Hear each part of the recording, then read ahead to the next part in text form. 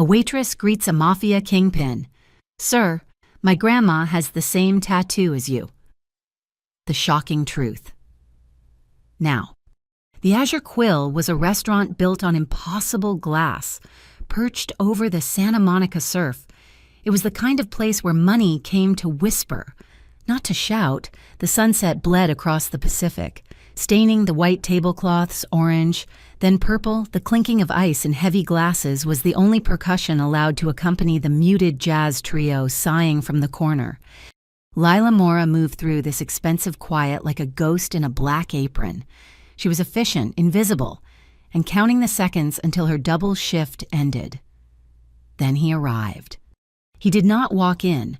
The room simply rearranged itself around his entrance. 3 men in dark, impeccably tailored suits followed. One stayed at the door, his eyes scanning the exit. One scanned the bar, his hand never far from his belt. And the third, the center of their gravity, was shown to the corner booth, the one with a clear view of the entire room and the dark ocean beyond. The manager, usually composed, hovered nervously before retreating. This was Lila's section. She approached, her notepad ready, her professional smile fixed. "Good evening, sir. Can I start you with—" He turned his head. His stillness was absolute. He had not been looking at the ocean. He had been watching the reflection of the room in the glass. His eyes were not cold, but they were heavy, the color of the ocean floor right before a storm. He wore silence like armor. As he shifted to face her, his left cufflink, a sliver of onyx, caught the light. His sleeve pulled back just enough. Lila stopped breathing. It was not a blur of ink or a crude design. It was a precise, delicate chain of crescent-shaped comets, wrapping around the bones of his wrist like a constellation trapped on skin. The words left her mouth before her brain could stop them. They were too loud in the sudden hush. "Sir, my grandma has the same tattoo as you." The world stopped. The jazz trio missed a chord. The clinking of ice ceased. The only sound was the sharp, violent crash of a real wave against the pilings below. Cassian Vieri, a name never spoken at the Azure Quill, though he owned the building and the 3 blocks surrounding it did not move. The 2 men flanking the booth, however, moved instantly. Hands simultaneously dipped inside their jackets, their weight shifted forward, their expressions flat, ready to erase the girl who had dared to see the unseen. But Cassian Vieri did not tense. He simply lifted his index finger, a half-inch movement from the table, and held it there. The hands retracted. The 2 bodyguards became statues of tailored menace once more. Cassian looked at the girl. She was young, pale, and clearly terrified. Yet she had not run. Lila's hands were shaking, making the complimentary breadbasket on her heavy tray rattle. I have a picture. I'm sorry, I've never seen another one." She fumbled for the cracked phone in her apron, her fingers slipping on the screen. Cassian waited. The silence stretched, becoming an interrogation. She finally found the image, a scanned, black and white photograph. She held the phone out, her arm trembling. Cassian did not take it. He leaned forward, just enough. The photo showed a young woman, beautiful and defiant, leaning against a vintage convertible in what looked like the desert. Her hair was wild, her smile sharp, and on her wrist, identical in every detail, was the crescent comet chain. Cassian Vieri's eyes, which had been passive, darkened. It was not anger. It was the deep, sudden recognition of a debt long buried, a curse returned to life. The manager, sensing disaster, scurried over, his face slick with panic. "Mr. Vieri, my apologies. Is there a problem? Lila, what are you doing?"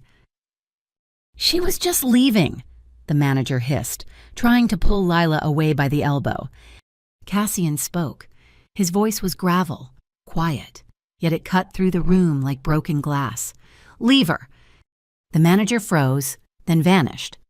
Cassian's gaze returned to Lila. It was sharp now, analytical. He was no longer a customer. He was the head of the low-tide syndicate, and a ghost had just walked into his restaurant. "How old are you?" he asked. 22, Lila whispered. Your grandmother, her name. Lila swallowed, the weight of her heavy tray suddenly unbearable. She looked down at the tattoo on his wrist, then at the photo on her phone, then back to his eyes. Her chin came up, just a fraction. Her name is Celeste Mora, but she changed it, many times. A shadow detached itself from a nearby table. A nondescript man in a rumpled suit, who'd been nursing a single whiskey for an hour, placed his cash on the table and walked toward the exit. As he passed Lila's unattended service station, he dropped a small, plain white envelope onto her tray. Lila glanced down. It was standard business stock, but on the corner, stamped in faint blue ink, were 3 letters WIB. She flipped it over, written in hasty, urgent block letters, "Don't let him touch you." Her blood ran cold. She looked up, but the man was gone, melting into the valet line outside. Cassian had seen the exchange. He watched the door the man disappeared through, his expression unreadable, before turning his full attention back to Lila. He stood abruptly. The tension broke. The jazz trio, sensing a reprieve, nervously resumed playing. Cassian pulled a thick roll of cash from his pocket and dropped it on the table enough to buy the restaurant, let alone the meal he never ordered. It was not a tip. It was an anchor, a claim on the truth. He paused beside her, close enough for her to smell the faint, expensive scent of salt and vetiver. "Your shift ends at 11, he said. It was not a question. "Wait for me at the service exit. I need to hear what your grandmother told you. I need to hear her story. Through you."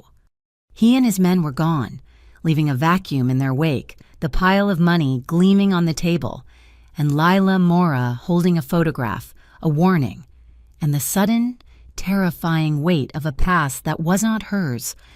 The alley behind the Azure Quill smelled of bleach and old fish. The 11 o'clock marine layer had rolled in, thick and cold, swallowing the sound of the nearby surf. Lila Mora's apron was stuffed into her bag, the white envelope from the WIB agent digging into her hip. She clutched the strap of her bag, her knuckles white, her gaze fixed on the single, flickering halogen light that illuminated the dumpsters. A car door opened in the darkness. It was not a car that arrived. It was one that had simply been waiting, a long, heavy sedan the color of a moonless night. It had been parked in the red zone, invisible, its engine a vibration rather than a sound. Cassian Vieri sat in the back, the door held open by the man who had guarded the restaurant entrance. The interior was dark, but Lila could see the faint, sharp outline of his profile. "I am not going to ask you twice," he said.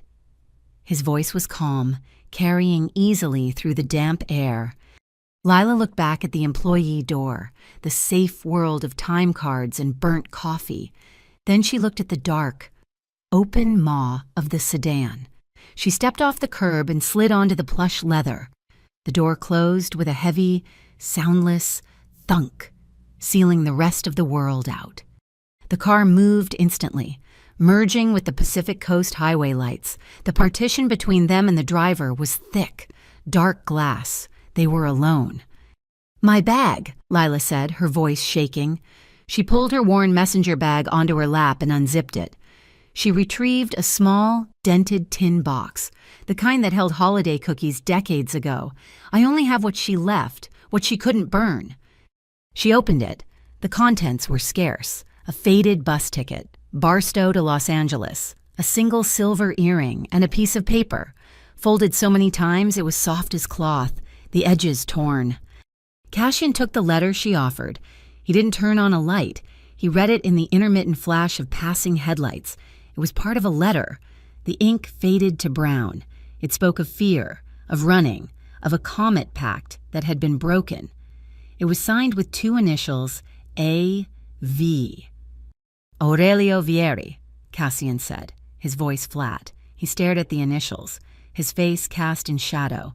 "My uncle, my mentor, the man who taught me how to read a room, how to weigh a man's soul." He looked up, his eyes finding hers in the dark. In the late 90s, he vanished. He was with a lounge singer from a small club in Long Beach. They said she was a ghost, a nobody. Her name was Celeste. Lila felt the blood drain from her face. The tattoo, Cashin continued, his voice low, was not meant for children in restaurants to recognize.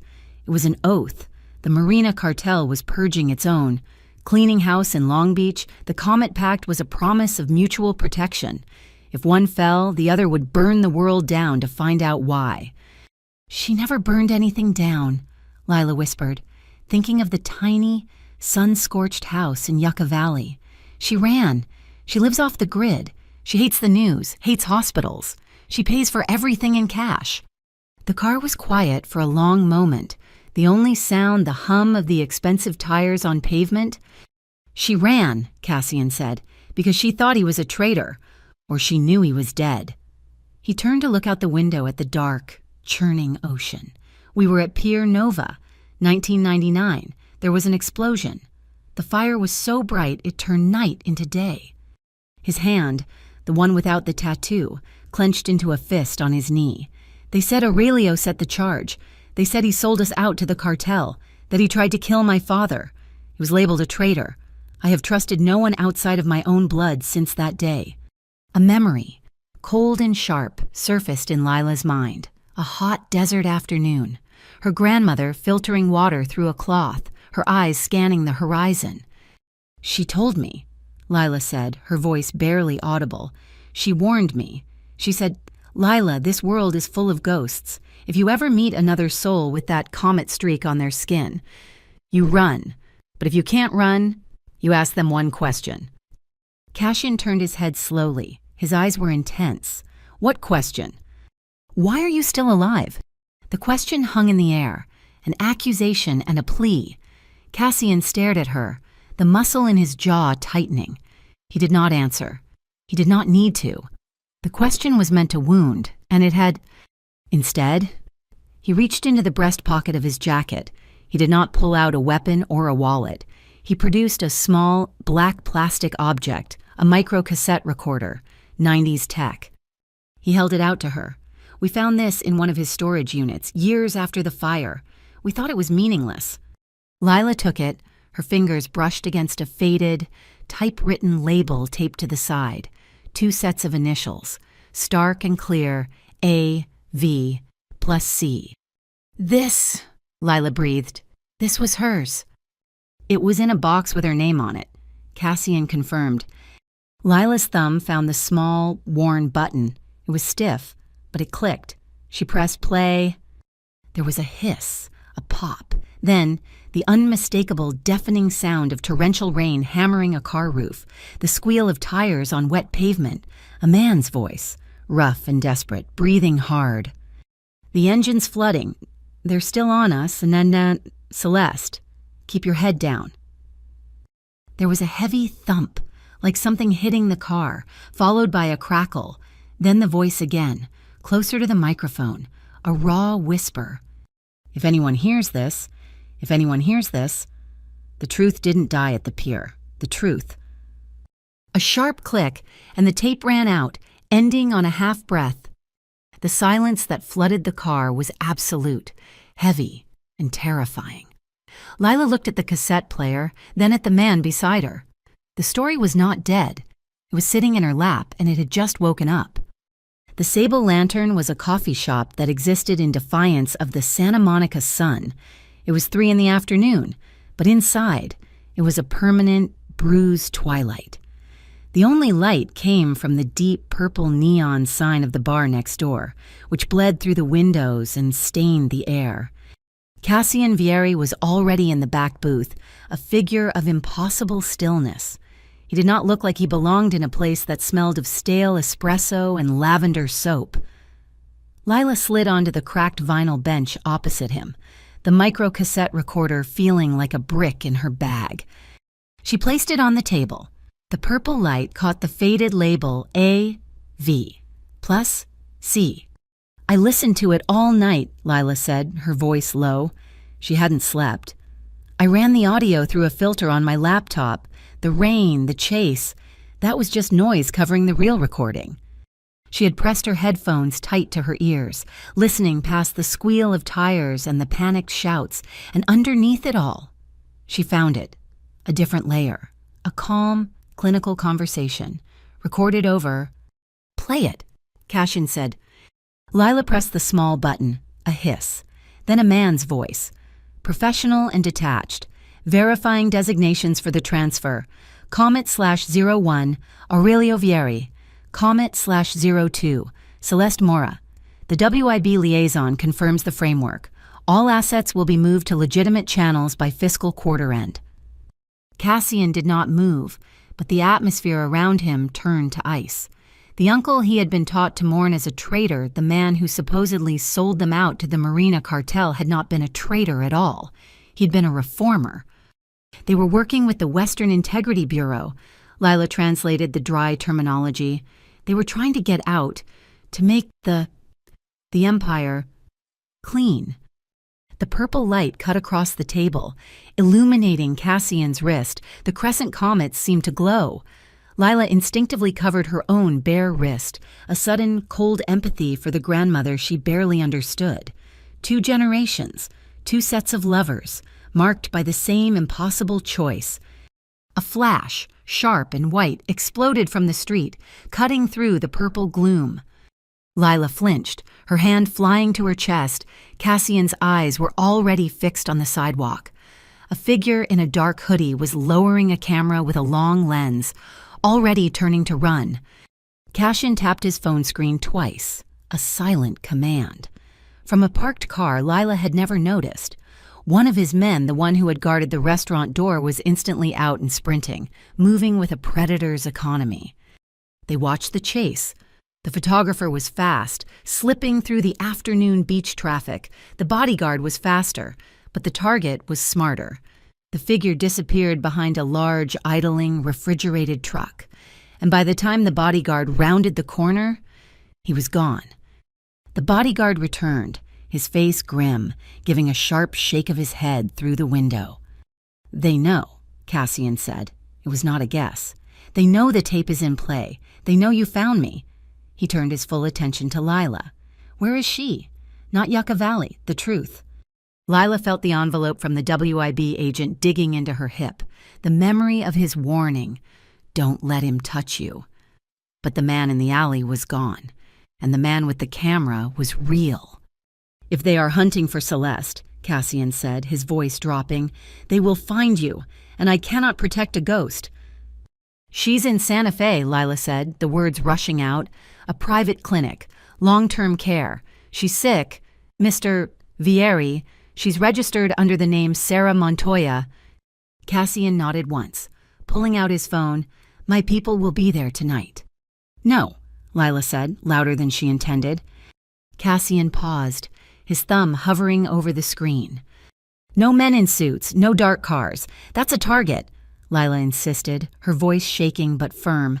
"It just puts a spotlight on her, and I won't be in your debt. No blood debt. I am not. I'm not part of your world. I am not bait." Cassian looked at her, a long, assessing gaze. A flicker of surprise, or perhaps respect, crossed his features. "Fair terms," he said. Her phone vibrated on the table, loud in the quiet cafe, a text from an unknown number. She read it, and her blood turned to ice. "Don't trust Vieri. He was on the pier. He shot A.V." It was signed, simply the Santa Monica blind musician. Lila's breath caught. She looked up from the screen, her eyes wide with a new, terrible suspicion. She slid the phone across the table. Cassian read the message. His expression did not change. "The musician, as he said," sliding the phone back. "He's been a fixture on the pier for 30 years. He sees nothing and he hears everything. He's an informant for hire, the safest kind." "Is he lying?" Lila demanded. "Were you there? Did you shoot your own uncle?" Cassian looked at her. The silence stretched, filled only with the hiss of the espresso machine. He did not deny being there. He pushed the table slightly and stood up, not to leave, but to half turn in the booth. He was wearing a simple gray t-shirt under a light jacket. He pulled the hem of the shirt up, just a few inches, exposing the skin below his left rib cage. Lila gasped. It was not a new wound, but it was a deep one, a puckered, violent starburst of scar tissue, pale against his skin, the unmistakable geography of an old bullet wound. "I was 20, Cassian said, his voice raw, different from the smooth, controlled gravel she was used to. "Aurelio brought me. He was going to introduce me to her, to Celeste. He said the Comet Pact was the future. Then the pier exploded." He let the shirt fall. "The cartel was waiting for us. Someone had tipped them. Aurelio pushed me behind a stack of crates, but the shot came through. It was meant for him." He tapped his side. "I took this. When I regained consciousness, the dock was on fire and he was gone. They told me he lit the fuse and ran." The weight of his scar settled between them, a truth heavier than the lie on her phone. Cassian threw a wad of cash onto the table. "We're leaving. Now." He guided her not through the front door, but the side exit into a narrow alleyway that smelled of ozone and wet cardboard. They heard it before they saw it, the high-pitched, furious whine of a two-stroke engine. A motorcycle, matte black, shot out of the alley's mouth. No headlights, the rider, masked in a black helmet, popped the front wheel, blocking the exit. He swung something heavy, a metal pipe meant to connect with Cassian's head. Cassian's reaction was not to fight, it was to shield. "In," he yelled. He grabbed Lila by the waist, his grip like steel, and spun her.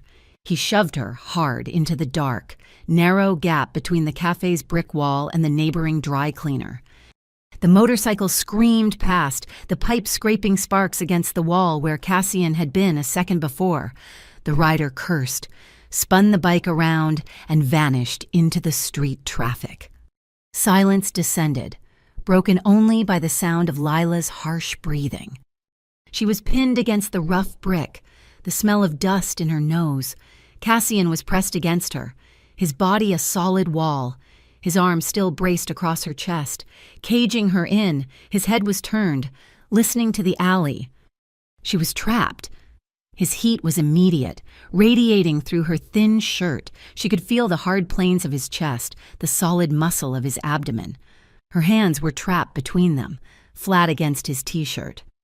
Lila's heart was a frantic bird, hammering against her ribs. And under her palm, she felt his. It was not calm. It was not slow. It was a heavy, powerful thud, thud, thud, a war drum answering her panic, beating in perfect, sudden time with her own. They stood there for a second. Two. Hearts synchronized in the dark, breathing in the same small space. The danger just outside. The car Cassian had stolen, a beaten-up domestic sedan from a long-term airport parking lot, finally died at a two-pump gas station outside 29 Palms, near the entrance to Joshua Tree. They hadn't spoken since the alley, the echo of their synchronized heartbeats filling the silence. They checked into the only motel visible, a single-story crescent of peeling paint called the Dusty Arroyo. They paid in cash, the last of Lila's tip money from a week ago, and took room 7, the one furthest from the road. The room was small, suffocating. The air conditioner was broken, and a single ceiling fan wobbled, clicking with each rotation. It did nothing to move the heat. It just provided a soundtrack to the oppression. The air smelled of stale cigarettes, bleach, and faintly, through the cracked window, the electric, clean scent of rain on dry sand from a storm miles away. Cassian jammed the flimsy wooden chair under the doorknob. Lila dropped her bag on the stained carpet. They were trapped. "He'll have men sweeping every main road to Santa Fe," Cassian said, his voice rough. He was staring out the grimy window, watching the highway. "The motorcycle was a message, to see if I was alone. Now they know I'm not." "So they're hunting us," Lila said, sinking onto the edge of the bed. The springs groaned in protest. "Because of me." "They're hunting me," Cassian corrected, turning from the window. "You're just a complication they will remove." The finality of his words hung in the hot, small room. Lila shivered. He shed his light jacket, revealing the gray t-shirt, now damp with sweat. The raw power she had felt in the alley was still there, but now, under the single buzzing yellow bulb, she saw the exhaustion. The lines around his eyes were deeper, the scar on his side a visible ridge as he moved. He sat on the other bed, a chasm of 3 feet between them. He unwrapped the half loaf of bread they'd bought at the gas station and tore it in two, handing her a piece. They ate in silence. The bread was dry, tasteless. It was the most intimate meal of Lila's life. "You've run before," he said, not a question. Lila nodded, staring at the bread. "My whole life. Celeste. She called it seeing new places. We never stayed anywhere more than 6 months. New towns, new last names, new schools. I was always the new girl, the weird girl who lived in a trailer with her paranoid grandmother. I learned to pack one bag, to never make friends, to look for the exit in every room." She looked at him. "Just like you." Cassian's gaze was heavy. "I never learned to pack. I learned to own the room, to build a fortress and sit on top of it. I thought it kept me safe. My father built a throne of bones, and I inherited it. I'm just so tired. I'm tired of the weight of it." It was a confession that stunned her, a crack in the marble facade. He was not a king. He was a prisoner of the crown. Before she could respond, her phone buzzed. An unknown Wi-Fi network, weak but present, a video call request from Sarah Montoya. Her hands fumbled. She hit accept. Celeste's face filled the screen. She was bone thin, her skin like parchment, an oxygen tube clipped to her nose, but her eyes were still sharp, still burning with the same fire Lila saw in the old photograph. "Lila," Celeste's voice was a rasp. "You are in motion. I knew it. He found you." "Grandma, He is not the danger, baby girl, not the only one." Celeste was struggling, her breath catching. The pier. It wasn't just the cartel. It was the conclave. They were buying Aurelio, or they were burying him. Both, maybe. The conclave. Cassian was off his bed in an instant, kneeling by the phone, his face entering the frame. Who is the conclave? Celeste's eyes widened, recognition and old, deep fear warring in her gaze. She saw him. "A ghost," she whispered. Then her eyes focused on Lila, urgent. A cabal. They own everyone. The cartel, the syndicates, the WIB. They play both sides. Lila, don't trust? Conclave." The feed sputtered, a nurse's voice in the background, sharp, and the call cut. Silence. The fan clicked, thwack click, thwack click, "A cabal that plays both sides," Cassian said, rising to his feet. He moved back to the window. It would explain the blind musician. It would explain the leak to the cartel. It would explain the WIB agent in the restaurant. He went still. "Lila, headlights, no?" Lila joined him, peering through a slit in the blinds. A large, dark pickup truck, lifted, no license plates, was idling at the gas station across the street. The El Coyote. It wasn't getting gas. It was watching. "They're not WIB, Cassian said, his voice dropping to a deadly calm. "They're conclave. They're sweepers." The truck's engine revved once, a clear, predatory threat. "The back window," Cassian said. "It's painted shut, but the frame is rotten." He grabbed his jacket. "When I move, you have 10 seconds. He snatched the keys to the dying sedan from the desk. He kicked the chair away from the door and threw it open. He sprinted, low and fast, to the car. He jammed the key in, and the sedan's headlights flashed on, bright in the desert twilight. The pickup truck's doors flew open. 2 men, large and armed, jumped out. "Now, Lila," Cassian roared. He wasn't running to the car, and he was running past it. He used the sedan's lights as a decoy and sprinted away from the motel, into the deep shadows behind the El Coyote gas station. Lila didn't hesitate. She hit the rotten window frame with her elbow. The wood splintered. She scrambled through, tearing her shirt, and landed on the sand behind the building. She ran, following the shadow she had just seen. The truck's tires squealed, but they were in the dark, heading for the open desert. They huddled behind a rusted water tank, hearts pounding. From here, they could hear the angry shouts, and they could hear something else, a radio. The AM station in the gas station's office turned up loud.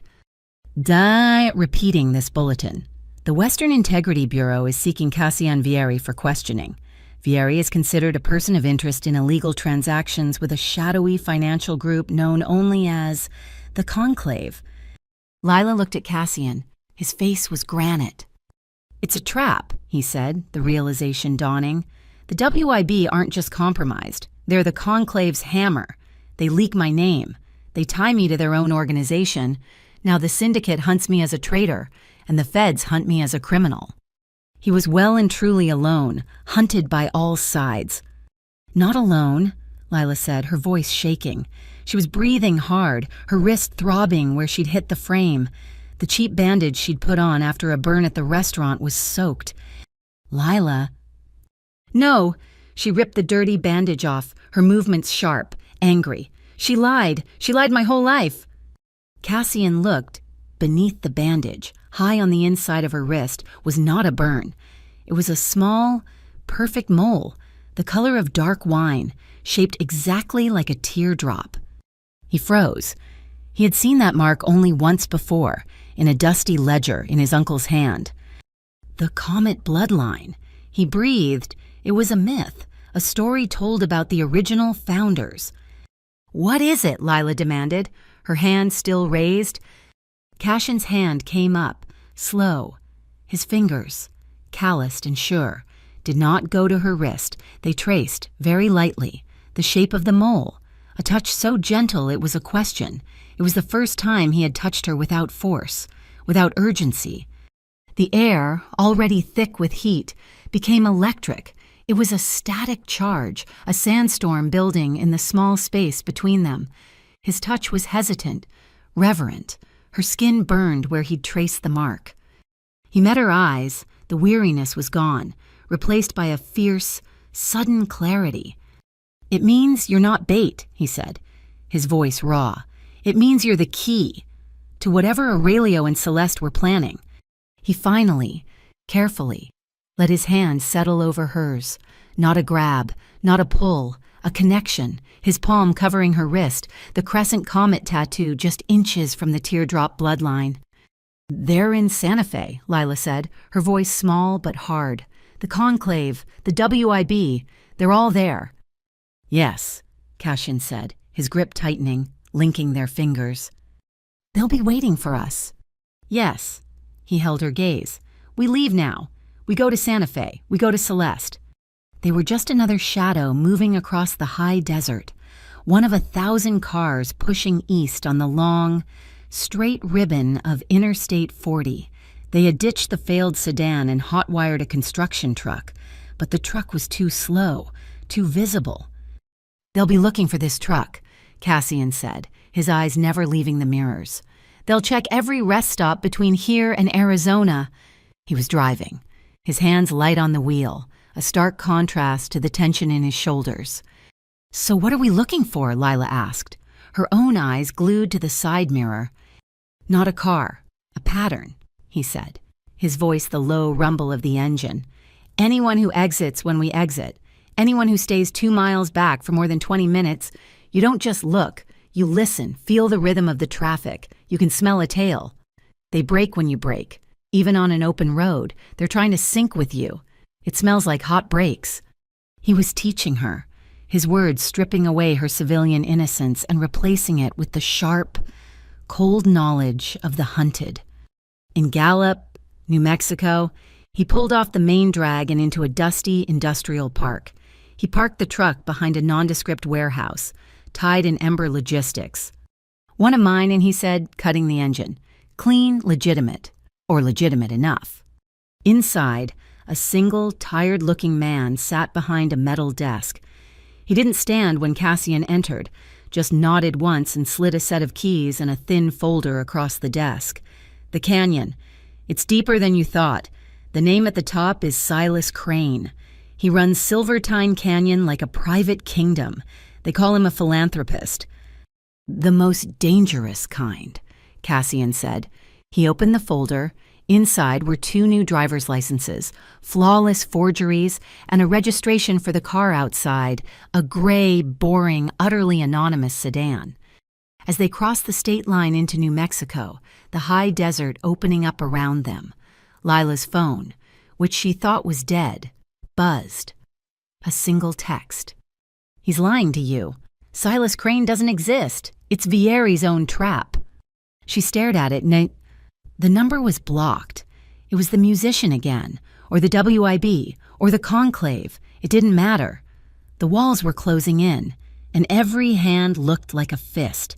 She deleted the text, but the poison remained. They stopped for gas at a lonely station outside of Grant's. Cassian went inside to pay, his eyes scanning the two other customers. Lila was pumping the gas, the nozzle cold in her hand, when a woman approached. She was plain, professional, in a sensible blue pantsuit. Lila Mora. Lila's hand tightened on the pump handle, her body tensing. "My name is Marin Cade." The woman discreetly flashed a badge. "WIB?" It was the same blue stamp from the envelope. "We know you're in danger. Vieri is compromised. He's been negotiating with the conclave for weeks. We're about to move on him." You're working with them," Lila stammered. "Celeste Mora is under our protection," Cade said, her voice dropping, sympathetic. "We're moving her to a secure facility, but Vieri's men are close. He's trying to get to her, to use her as leverage against us." She held out a small, black chip, no bigger than a quarter. "This is a tracker. Put it in his car, in his bag. We'll pick him up, and you and your grandmother will be safe. Guaranteed." Lila looked at the chip, then at the woman's cold, certain eyes. She remembered Cassian's scar. She remembered his voice, admitting his exhaustion, and she remembered the WIB's own bulletin, naming him a criminal. "No," Lila said. Cade's smile faltered. "Pardon." "I said no," Lila said, pulling the nozzle from the car. "I'm not a key, I'm not a pawn, and I'm not your bait." Cade's face hardened. "That's the wrong choice, kid. You're not choosing a side. You're just choosing to die with him." She turned and walked to her car, a standard government sedan, and drove away. When Cassian came out, Lila said nothing. The seed of doubt was no longer a seed. It was a thorny, suffocating vine. They drove until darkness fell, stopping at a dilapidated motel with a flickering vacancy sign. They took the end room. As Cassian worked the lock, a shadow detached itself from the carport. It happened in less than a second, a slender figure, all in black, moving with impossible, fluid grace. The attacker wasn't going for Cassian. They were going for Lila. A glint of steel, a knife. "Fire!" Cassian yelled. Lila didn't understand. The attacker, a woman with a pale, porcelain mask-like face, lunged. Lila stumbled back, hitting the motel room's exterior wall. Next to her head was a glass box in case of fire. She didn't think. She smashed the glass with her elbow, ignoring the pain, and grabbed the red fire extinguisher. The assassin, known in certain circles as the Orchid, raised her knife for a killing blow. Lila aimed the nozzle and squeezed. A thick cloud of white chemical foam hit the Orchid square in the face. The assassin choked, blinded, gasping, the knife clattering to the ground. In that instant, Cassian was on her. He didn't punch. He moved like a snake, coiling and striking, one arm locking the Orchid's elbow, the other twisting her wrist. A sickening pop echoed in the parking lot, followed by a strangled scream. He slammed her face first into the pavement, a knee in her back. They dragged her, sputtering and half-conscious, into the room. Cassian threw her onto the stained carpet. "Who sent you?" he demanded, his voice a low, brutal thing. The Orchid just spat a bloody chemical foam onto the floor. Cassian picked up the ice bucket. "You can tell me, or you can try breathing this stuff for the next 10 minutes. "Silas Crane," she choked out. "He sent me, but not to kill, to retrieve." "Retrieve what?" "The girl." The Orchid looked at Lila, her eyes burning with hate. "He wants the living gift, the key, Aurelio's data vault. Only the Comet bloodline can open it. He wants her alive." Lila Naiwani, who was pressing a towel to her bleeding elbow, froze. Her blood ran cold, then hot with a fury she didn't know she possessed. "A living gift, a key." She stalked forward, her voice shaking. "I am not a thing." Cassian put a hand on her shoulder. pushing her back gently, his eyes never leaving the assassin. He looked at the orchid, then at Lila. His face was a mask of cold resolve. "Listen to me," he said, his voice quiet, final. "Tell Silas Crane this. Anyone touches her again, they die." His phone buzzed, a secure text. He read it, his face going pale. Lila looked at him, her heart hammering. "What?" "It's from my man in Santa Fe," he said, showing her the screen. "Celeste is no longer at the clinic. She was moved. Urgent transport, an hour ago." "Moved where?" Lila whispered, dread coiling in her stomach. "A new location," Cassian said, his eyes locking with hers, the doubt and the danger and the strange, terrible bond between them solidifying. "San Miguel Hospice, just outside the city. A new location, a trap, or the only truth left." They did not stay at the motel. Cassian had bound the orchid with the room's television cable and left her for the local police to find, along with an anonymous tip about a disturbance. They were gone before the first siren cut the air, driving into the black, featureless heart of the New Mexico desert. He found it 2 hours later, a small, abandoned adobe casita set miles down a washboard dirt road, forgotten by time. The air was cold now, the high desert altitude stealing the day's heat. Inside, it was just one room, with a dirt floor and a small beehive-shaped fireplace in the corner. It was shelter. Cassian used a lighter to inspect the flue, then began to build a fire with the dry. Ancient wood stacked against the wall. Lila huddled on the floor, her arms wrapped around her knees. The towel from the motel still clutched in her hand. The adrenaline from the fight was gone, leaving a deep, trembling cold in its place. She was shivering, not just from the cold, but from the shock, from the realization that she was a living gift, a key. Cassian turned from the nascent fire. He saw her shaking. He took off his heavy jacket, the one he'd taken from the Tide and Ember warehouse, and moved toward her. He didn't drop it on her. He stopped, waiting for her to look up. He knelt and she flinched. He held the jacket open, a silent offering. Slowly, she leaned forward and he draped it over her shoulders. The material was heavy, still warm from his body, and smelled faintly of dust and something metallic and safe. He returned to the fire, coaxing the small flames into a steady, crackling blaze. The adobe room filled with a deep, orange glow. It was a warmth that felt older than the world. Lila watched him, his profile sharp against the dancing light, his movements economical and sure. He had killed, or come close to it, just to protect her, and then he had made her a fire. He sat on the other side of the small fireplace, his back against the rough wall. The silence stretched, filled only by the snap of the wood and the sound of the wind rising outside. The firelight caught his wrist, the crescent comets glowed, the ink stark against his skin. Lila looked down at her own wrist, at the teardrop-shaped mole, the so-called bloodline, 2 sides of a promise, 2 pieces of a puzzle, sitting by a fire in the middle of nowhere. They looked at each other, and for the first time, there was no danger, no chase. There was just the quiet and the heat, the look held, lasting longer than a single breath. He broke the silence. He rose on one knee and moved, not fast, but with purpose. Crossing the few feet of dirt floor that separated them, he knelt in front of her, so close she could feel the heat radiating from his skin.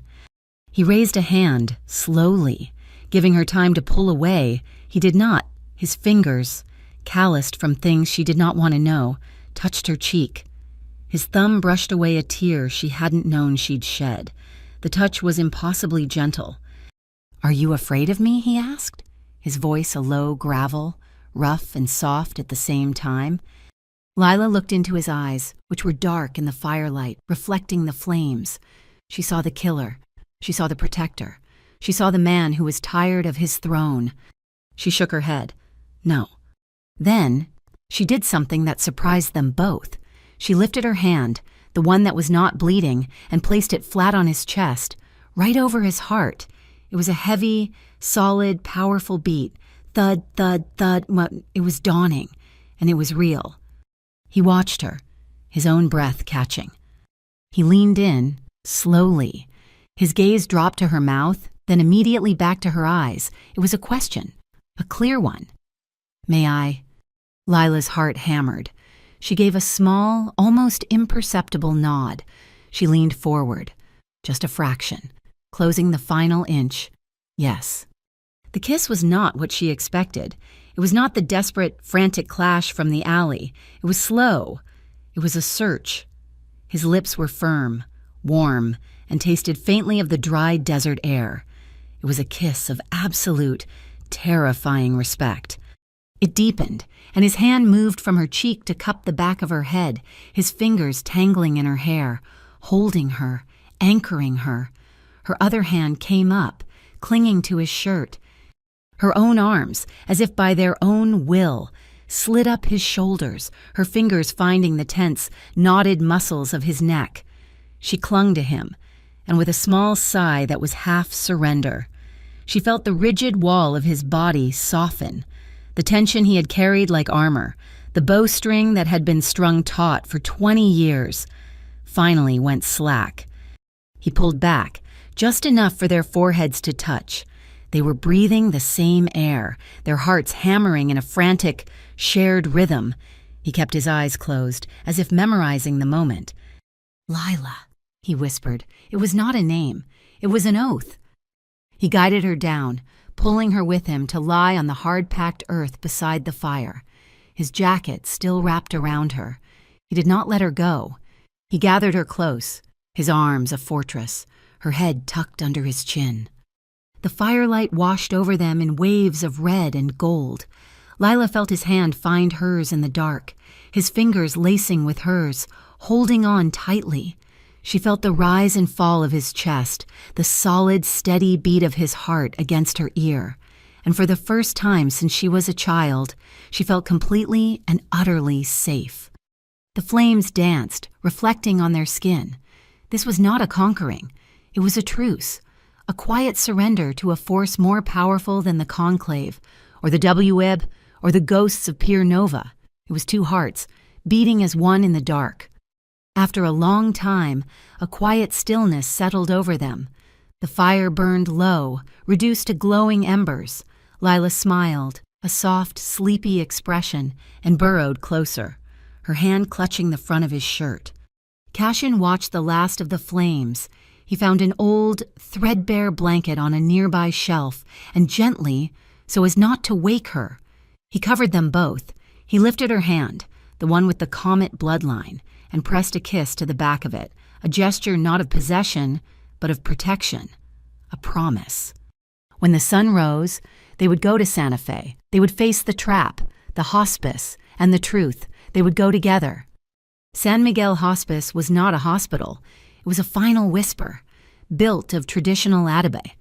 It melted into the pinon-dotted hills outside Santa Fe, a place of profound, quiet beauty and irreversible endings. The air smelled of juniper smoke and cold, high desert chaparral. Cassian had cleared the room, using a non-existent authority that his presence simply manufactured. Lila was alone with Celeste.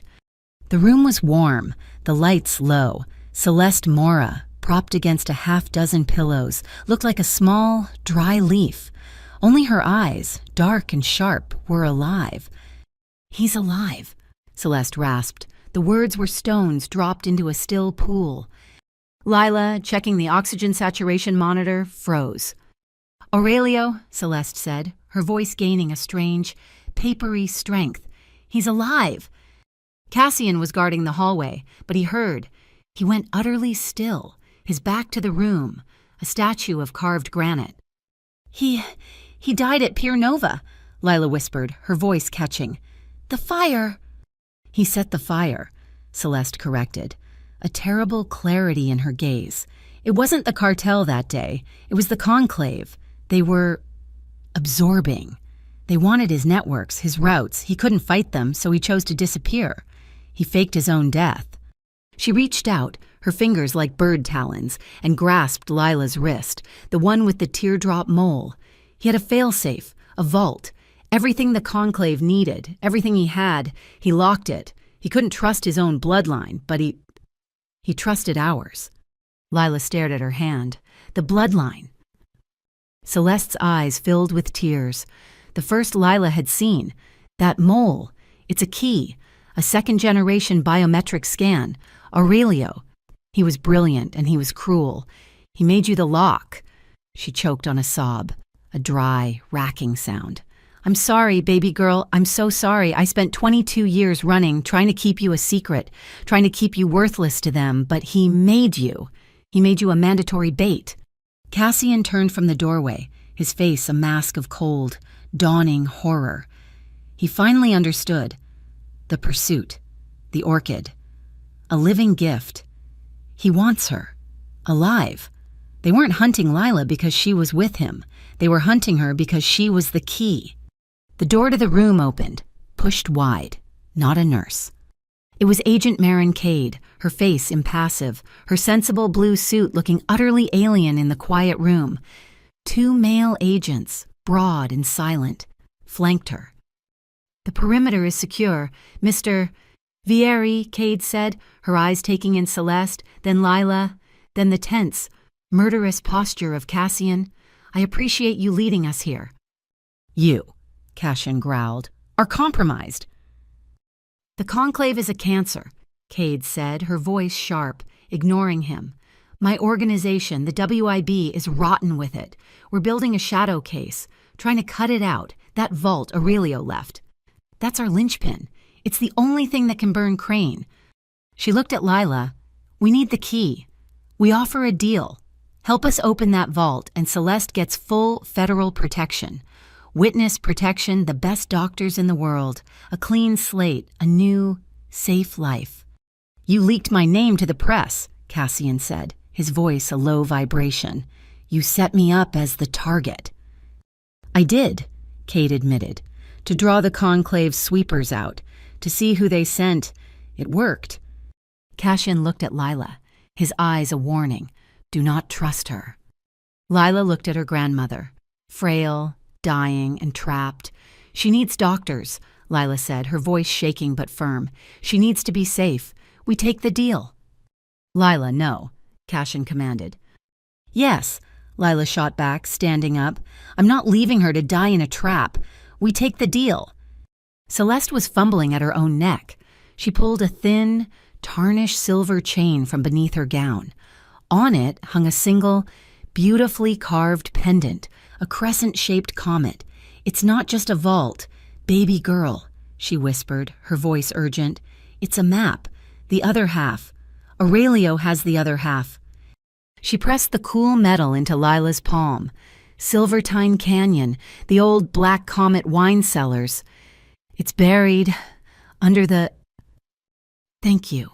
Celeste, one of Cade's agents said. He was the one by the window. He was smiling. He raised his handgun, not at Cassian, but at Marin Cade. Agent Cade, you're relieved of duty.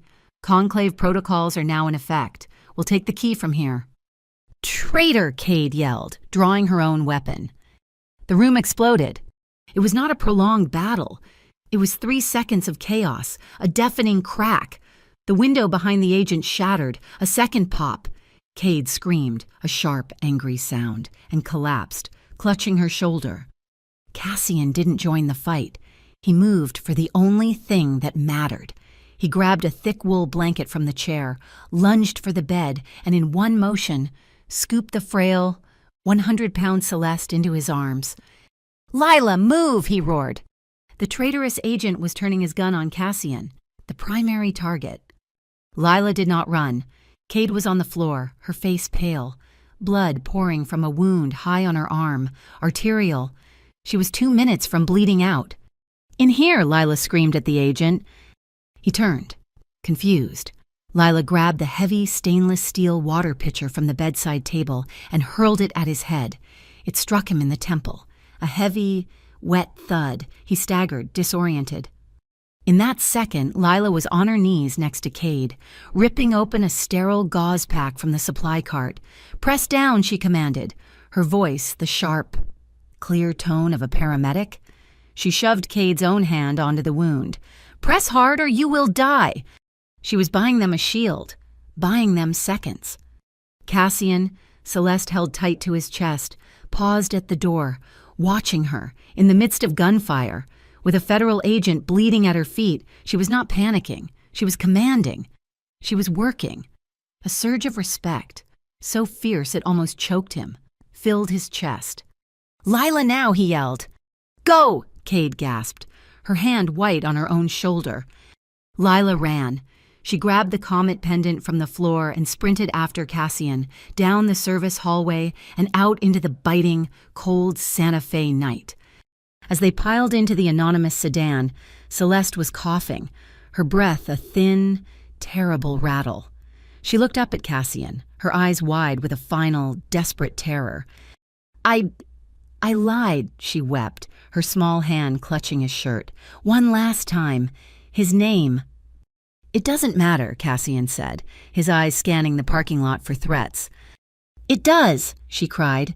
It wasn't Vieri. That was his father, his mother's name. The one we were going to take. The one I was supposed to meet him with."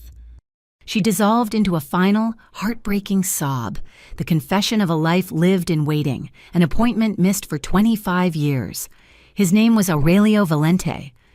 Cassian's foot slipped off the brake. The car jerked. Valente, not a Vieri. The name of the very family his father had gone to war with. The name that started the purge. Lila looked at the pendant in her hand, the key.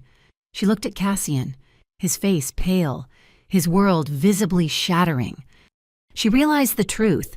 That vault didn't just contain the Conclave's secrets. It contained the real history of the Pier Nova fire. Opening it wouldn't just burn Silas Crane, it would incinerate the entire legacy of the low-tide syndicate. It would destroy everything Cassian was... And she was the one holding the match. Silvertine Canyon was a scar in the earth, a place the desert was trying to reclaim. Night fell over it not as a blanket, but as a judgment. The Black Comet wine cellar was built into the canyon's northern wall, a monument to a forgotten tycoon's folly, now silent and dark. Their group was small, wounded and desperate. Cassian and Lila, Marin Cade, her left arm in a crude sling, her face pale and tight with fury. Her two loyalists, a broad, silent man named Jax and a thin, wired woman named Reyes, were all that was left of her task force. Celeste was gone. Silas Crane's men had been a secondary wave, hitting the safe house Cassian had moved her to while the firefight at the hospice was still raging. They had her. And now, the cellar was not just a target, it was their only bargaining chip. "Aurelio built this place," Cassian said, his voice a low vibration in the cold air. He touched the heavy, iron-strapped oak door. He was obsessed with the analog. He said computers were a betrayal waiting to happen. Jax and Reyes, armed with pry bars, forced the lock. The hinges screamed in protest, opening onto a vast, descending staircase. The air was cold, smelling of damp earth, fermented grapes, and rust. Their flashlights cut weak cones into the oppressive darkness. The main cellar floor was a cathedral of shadow, lined with massive, rotting wine casks. "Plates," Reyes whispered, her light fixed on the floor. "Pressure sensors, old school. See the lines in the dust." "We don't walk," Cassian said. He pointed up. "We climb." He moved to the nearest wine rack, a 20-foot-high structure of heavy oak, and began to climb. Moving from cask to cask, the others followed. A silent, high-stakes game of shadows, their hands gripping dusty, splintered wood, their feet finding purchase on the curved bellies of barrels. They crossed the main hall and reached the far side a steel door. "This one's different," Cade said, her good hand resting on her sidearm. The door was modern, but the defenses were ancient. A heavy, dual-tumbler mechanical lock. Jax and Cassian worked on it, shoulder to shoulder, a shared, tense silence between them. The tiny click-click-click of their tools echoing in the vault. "It's not enough," Cassian grunted, sweat beading on his forehead. "There's a biometric failsafe." He stepped back. He looked at Lila. "He made you the key." Lila stepped forward, her heart hammering. There was no keypad, no screen, just a round, polished copper plate, dull in the flashlight beams. She pressed her palm against it. Nothing. "The bloodline," Cassian said, his voice soft. "Your wrist." Lila took a breath. She turned her arm over, pressing her inner wrist, the small, teardrop-shaped mole against the cold metal. For a long second, nothing. Then a heavy thud from within the wall, a hiss of pressurized air. The heavy steel door groaned, then clicked open. The sound like a coffin lid sliding on stone. They entered. The beams of their flashlights found shelves, but not of wine. It was an archive. Hundreds of black hi-fi tape reels. Dozens of thick, leather-bound ledgers. Maren Cade let out a shaky breath, her flashlight beam dancing. She grabbed a ledger, her one good hand flipping the pages. Harmonia Group, Solaris Holdings, the Silver Tide Foundation. It's all here. Her voice was filled with a terrible awe. His charity transfers, the offshore accounts, the bribes, this is the entire Conclave West blueprint. A loud, piercing screech of static erupted from an old intercom speaker on the wall. They all flinched, guns and lights snapping to the sound. A voice filled the tomb-like room. It was smooth, amused, and utterly confident. A beautiful little family reunion, but you seem to be missing a few people. Silas Crane. "I will make this simple." Silas's voice echoed. "A trade. You have my ledgers. I have your grandmother." Lila's stomach clenched. Cassian's hand balled into a fist, his knuckles white. "Trade the data for Celeste," Silas continued, his voice calm, as if discussing a business merger. "A clean exchange. Oh, and just to prove I have the matching set." A click, a feedback whine, then a new sound, a pained, rasping groan, a man's voice, thin and weak. "Celeste, don't." Cassian slammed his free hand into the shelving, the tapes rattling. "Aurelio," he choked out, the name of a wound. "He's weak, Cassian," Silas mocked, "but he's alive, for now. A guest at my little retreat, Greywater Lagoon, at dawn. Bring me my books. Come alone." The speaker clicked off. The silence that returned was heavier, more suffocating than before.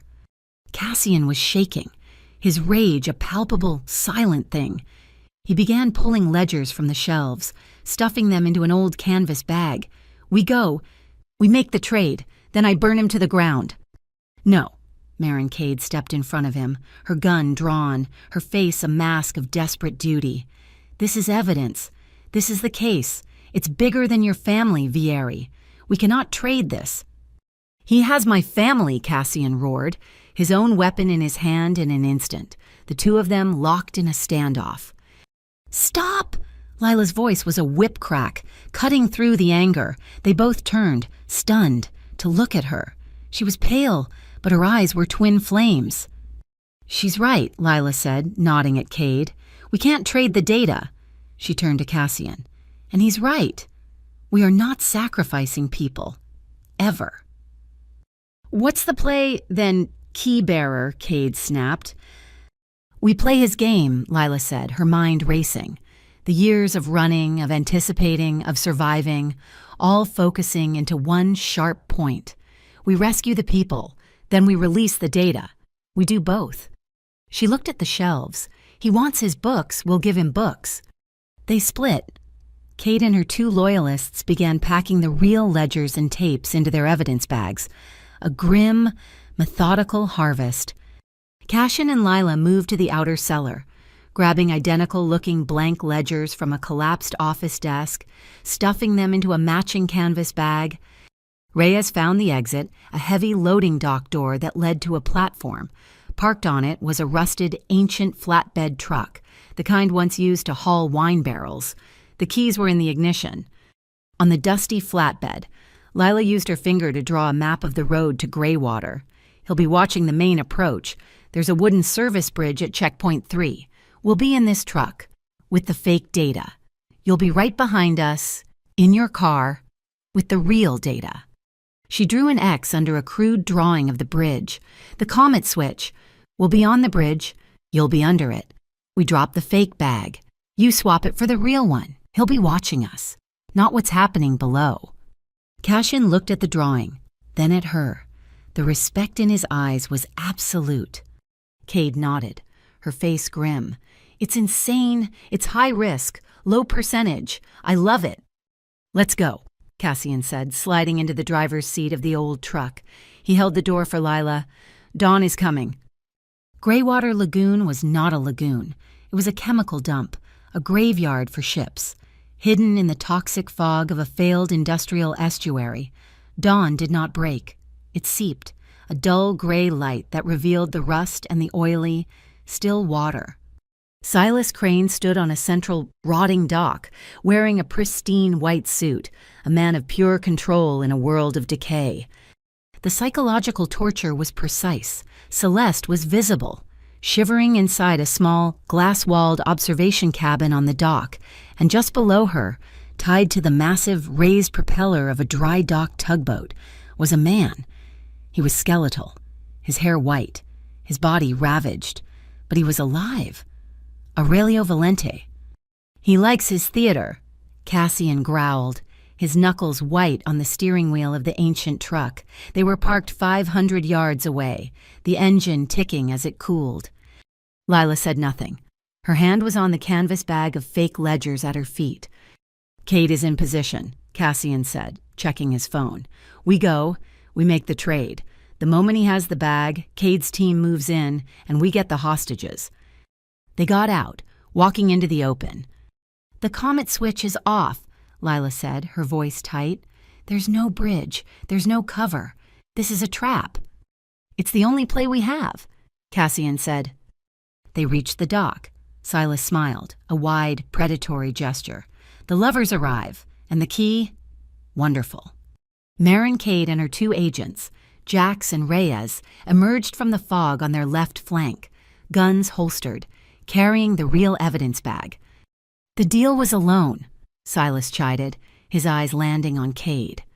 The deal just changed, Cade said, her voice hard.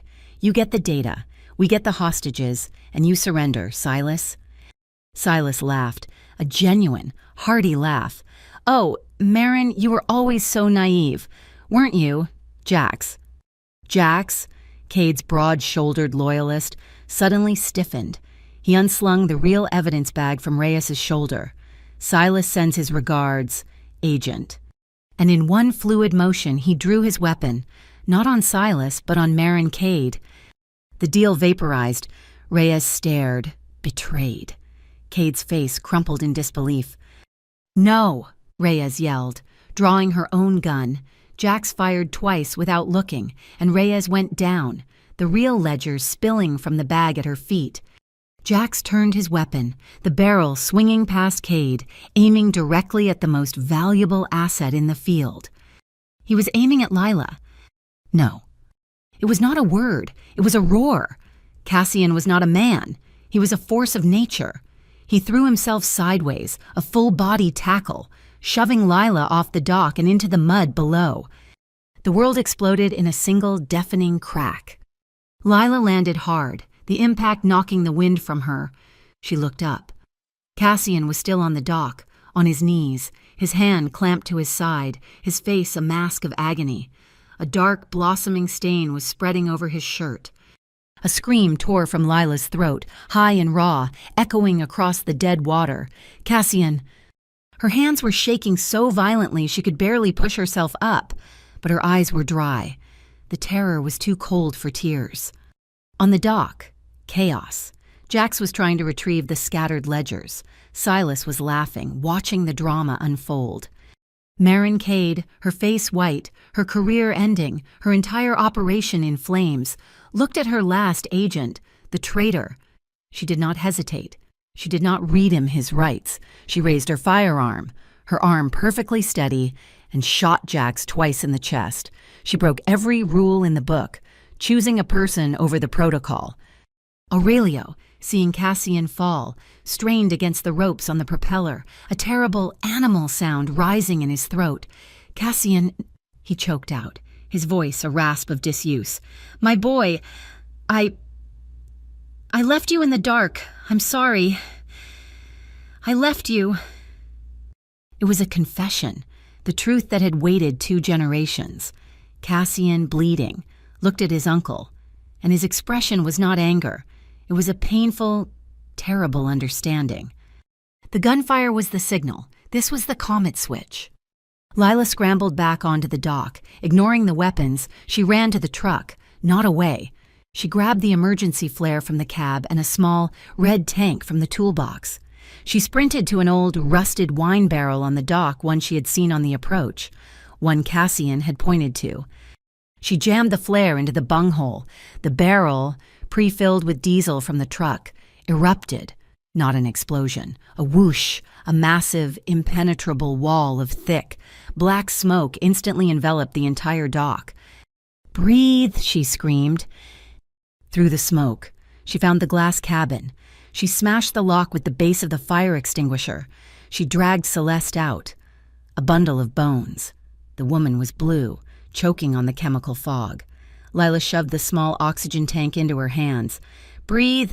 Grandma, breathe!" The smoke began to clear, shredded by the morning wind.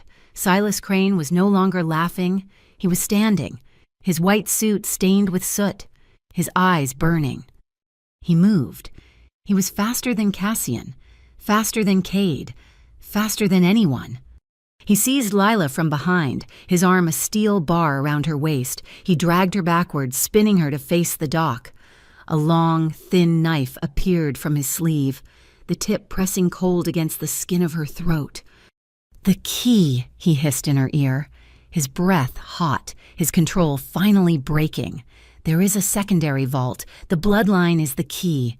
Open it now." Lila was frozen, the sharp sting of the blade at her throat. Cassian was on one knee, his gun raised, but his hand was shaking. The shot impossible. Everything hung on a single, terrible thread. Lila locked eyes with Cassian. She was terrified, but her gaze was clear. She lifted her left hand as if in surrender, near her face. Her fingers were trembling. Then, with a quick, deliberate motion, she pressed her index and middle finger together and touched them to her collarbone. A V shape, a 2-fingered sign. The comet? Silas saw the movement. "No tricks," he roared, tightening his grip, the knife breaking the skin. The knife descended. The world was cut in half by a sound, a deafening, shattering honk of a massive freighter's horn, impossibly close. And from the water, a new, thick cloud of white smoke erupted, swallowing them all. The horn was not a boat, it was a decoy. The second cloud of white smoke erupted from a canister Marin Cade had rolled onto the dock, a military-grade smokescreen. The world dissolved into white blindness. Silas roared, slashing the knife wildly, but Lila was already gone. Cassian, fueled by a final, desperate surge of adrenaline, launched himself forward, ignoring the fire in his side. He didn't go for a weapon, he went for the arm. He slammed his full weight into Silas, his uninjured shoulder connecting with the man's ribs. The knife clattered. Cassian locked his arms around Silas's, a brutal, close-quarters hold. Silas, bigger and unhurt, slammed an elbow back. Breaking Cassian's grip, he lunged for the fallen knife. Lila had rolled, not run. She came up on her knees, her eyes burning from the smoke. She saw Silas reaching. She didn't think.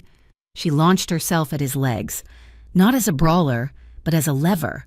She hooked her arm behind his knee, just as Cassian had taught her to read a room's balance, and threw her entire weight sideways. Silas's center of gravity vanished. He crashed to the dock, a howl of rage escaping his lips. The smoke began to clear, revealing Marin Cade. She was not in the fight. She was standing by her fallen agent's body, a satellite link in her good hand. The real data, the ledgers and tapes, were connected. "You're too late, Silas," she said, her voice carrying over the water. "The data isn't being seized. It's being broadcast." A live, unencrypted stream, straight into the WIB's central server. The firewall was down, the charity transfers, the Harmonia Group, the entire network. It was all going public, a digital bomb detonating in the heart of the conclave, Phones buzzed, alarms rang, the conclave, exposed, began to eat its own. On the other side of the dock, the fight was over. Lila scrambled to Cassian, who had collapsed, his back against a piling. His face was gray. "Hey," she whispered, her hands finding the wound, pressing down, her voice shaking. "Stay with me. You don't get to do that." He just looked at her, his eyes full of a pained, desperate gratitude. A groan came from the propeller. Aurelio Valente was fading. Cassian, holding Lila's hand for balance, dragged himself to his feet. He staggered to his uncle. "I left you," Aurelio whispered, his eyes clouded, searching Cassian's face. "The fire. I had to choose, the vault, or you. I chose the legacy." "You left me in the dark," Cassian said, his voice a raw whisper. "I'm sorry." Aurelio's hand, skeletal and weak, fumbled with his own. He pulled a heavy, tarnished ring from his finger, a single, carved comet. "I tried to turn the violence into a shore." He pressed the ring into Cassian's hand. A haven. He looked past Cassian, at Lila, and a faint, peaceful smile touched his lips. "Celeste," he breathed, and was gone. Cassian stood there, the ring in his hand, and for the first time since he was a child, he did not fight the grief. He did not hide. He wept. Silent tears carving paths through the grime on his face. "Heart's failing," Cade yelled. Lila snapped her head around. Celeste was on the dock, her body still, the oxygen mask fogged. Lila sprinted to her side, ripping the mask off. No breath. "No, you don't!" Lila screamed, her training taking over. She tilted her grandmother's head back, pinched her nose, and sealed her mouth over the old woman's, breathing for her. 1, 2. She laced her fingers. "Come on, Grandma, come on." She began compressions, sharp and rhythmic, forcing the heart to remember. 1 and 2 and 3 and a violent, wet cough. Celeste's eyes flew open, terrified, alive. She gasped, her hands flying to Lila's. "Baby girl." They clung to each other, the two comet tattoos separated by a lifetime, now pressed together under the gray light of rescue sirens. It was not over. Silas Crane, his face a mask of pure, reptilian hatred, was on his feet. He ran, not to fight, but to the tugboat.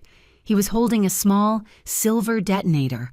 "If I burn," he screamed, "you all burn with me." The boat was wired. "Lila, the valve," Cassian yelled, pointing.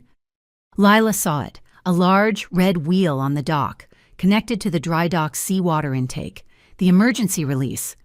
She spun the wheel, her muscles screaming, with a groan of tortured metal.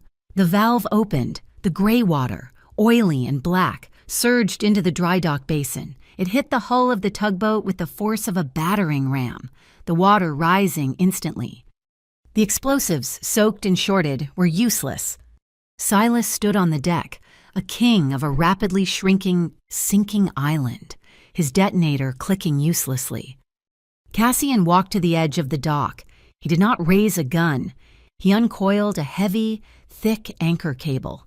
He waited until the water was high enough, and with a single, practiced throw, he lassoed the main cleat, trapping Silas to his own failed monument.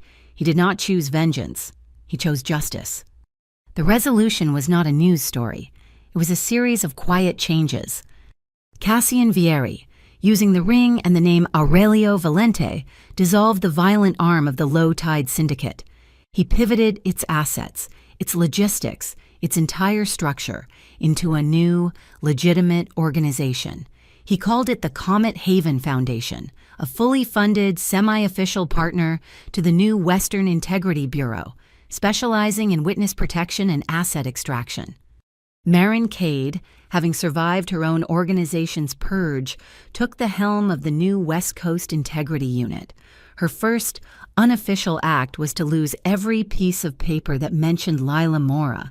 She was an ally, now without a title. In East Los Angeles, the first recipients of the Celeste Line Scholarship began their studies in nursing and community social work.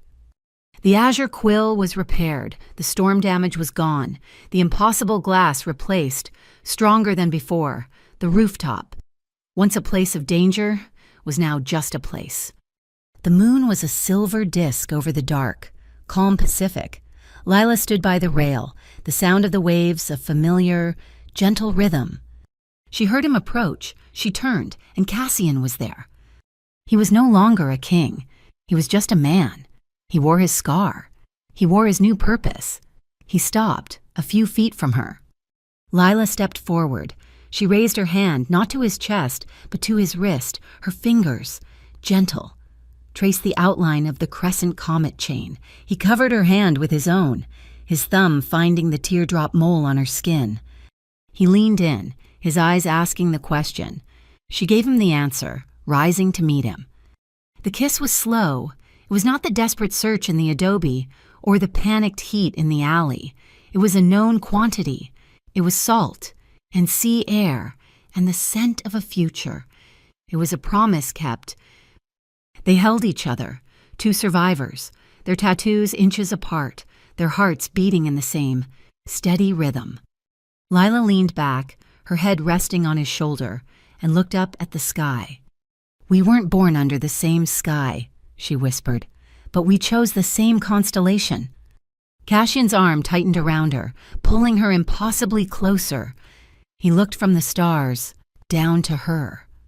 "And from now on," he said, his voice low and certain, "it leads." Thank you so much for listening to our story. We'd love to know where you're listening from. Comment below to say hello, share your thoughts, and connect with us. Don't forget to subscribe to Mafia Boss Story. Give this video a like and hit that hype button to help this story reach more people.